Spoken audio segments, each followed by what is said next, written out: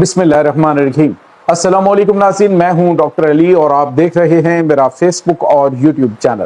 ناظرین، بڑی اہم ترین ڈیولپمنٹس ہیں، بہت بڑی خبر آپ کے ساتھ ہم شیئر کرنے جا رہے ہیں کہ پاکستان نے بالآخر افغانستان کی اینٹ سے اینٹ بجانے کا بڑا فیصلہ سنا دیا ہے۔ بنو میں جو دمانگی سکاؤٹ کیمپ کے اوپر ہونے والے حملے کے تانے بانے افغانستان سے مل گئے ہیں اور اس کے بعد ناظرین پاکستان کی جانب سے واضح طور پہ اعلان کر دیا گیا ہے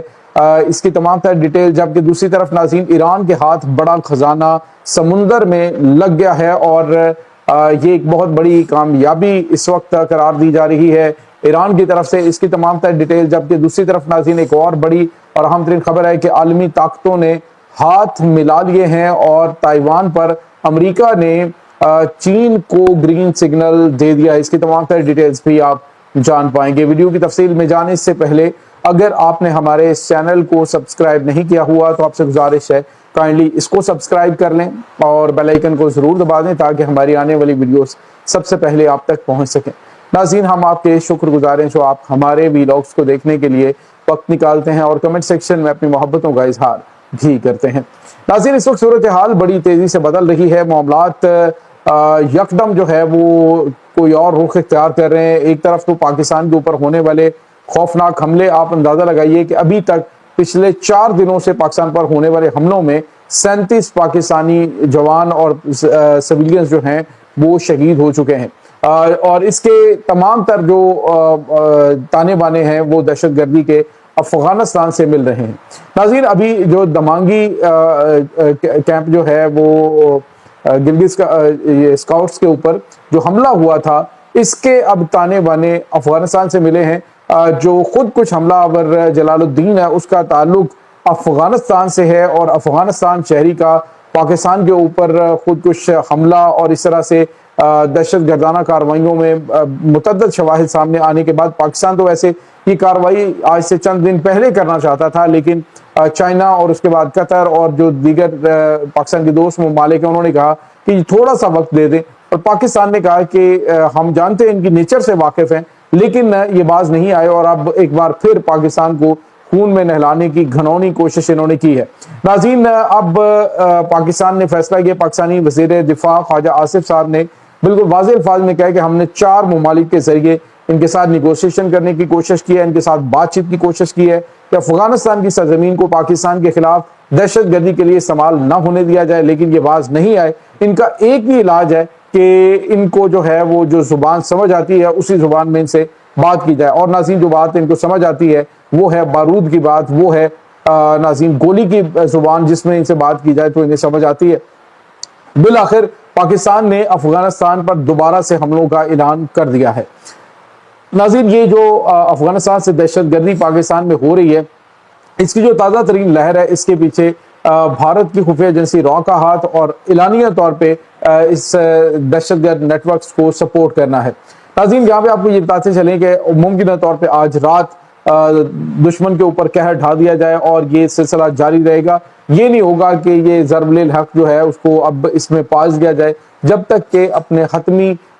جو ریزلٹس ہیں وہ حاصل نہیں کر لیے جاتے۔ اس کے بعد ناظرین ایک اور بڑی اور اہم ترین ڈیولپمنٹ سامنے آ رہی ہے اور وہ ڈیولپمنٹ خاص طور پہ اس حوالے سے اہم ہے کہ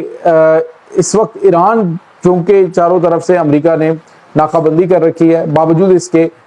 جو ایران ہے کیسپیئن سی کے ذریعے روس سے بھی جو ہے وہ ساز و سامان اس کے پاس جنگی ساز و سامان پہنچ رہا ہے، کہ جا کے امریکہ یہ دعوے کر رہا ہے کہ ہم نے ہر چیز جو ہے وہ بلاک کر دی ہے، لیکن خود امریکن اور مغربی انٹیلیجنس ایجنسیز ہیں وہ یہ کہہ رہی ہیں کہ ایران کے پاس اتنی طاقت موجود ہے کہ وہ ایک لمبی جنگ جو ہے وہ لڑ سکتا ہے۔ ناظرین، آج بارود سے بھرا ہوا ایک بحری جہاز جو کہ اسٹریٹ آف ہورمز کے نزدیک بالکل کہیں موو کر رہا تھا، جا کر رہا تھا،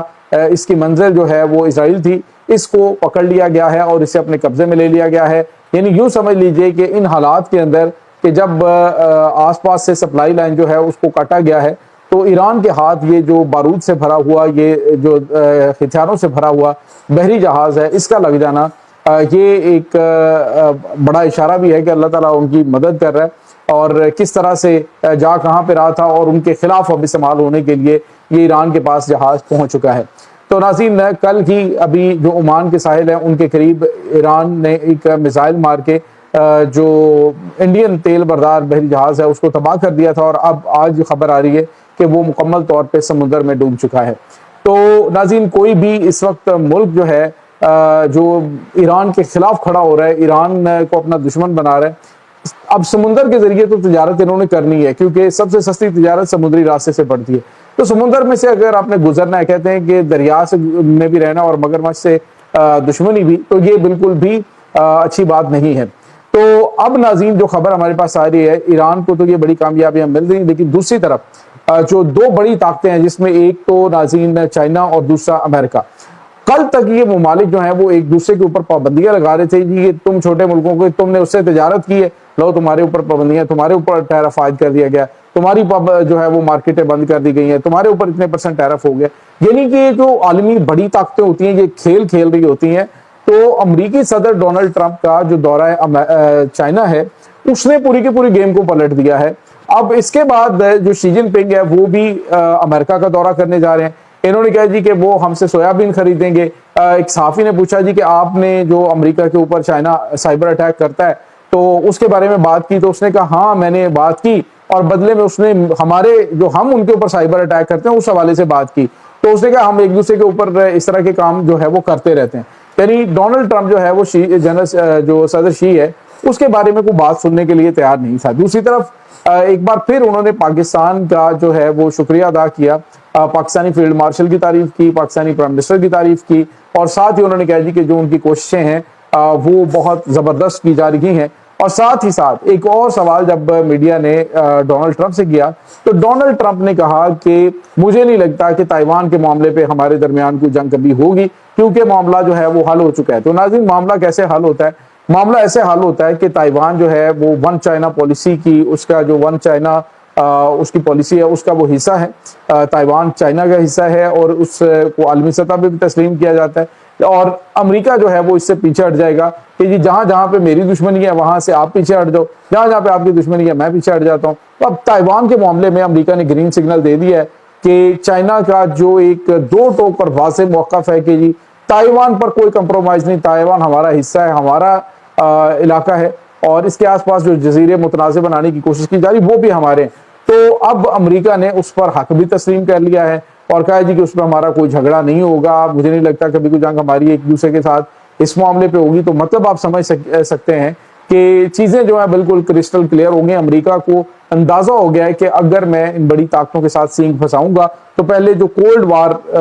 کی وجہ سے، یعنی جو کولڈ وار چل رہی ہے ان ممالک کے آپس میں، اگر اس کو مد نظر رکھا جائے تو اس میں امریکہ کو نقصان پہ نقصان ہی اٹھانا پڑ رہا ہے۔ اس وجہ سے امریکہ یہ چاہتا ہے کہ بات چیت کے ذریعے معاملات حل کیے جائیں، موقع لیا جائے، اور ایران اور چائنا جو ترقی کر رہا ہے اس ترقی کے راستے کو، اپنے ملک کو بھی اس راستے پہ ڈالا جائے تاکہ ہم بھی اپنی معیشت کو مضبوط کریں۔ اب چائنا جو ہے وہ جنگ کی پالیسی کی جانب بڑھ کوئی نہیں رہا، امریکہ نے اپنا جنگ و جدل میں چھوڑا کچھ نہیں ہے،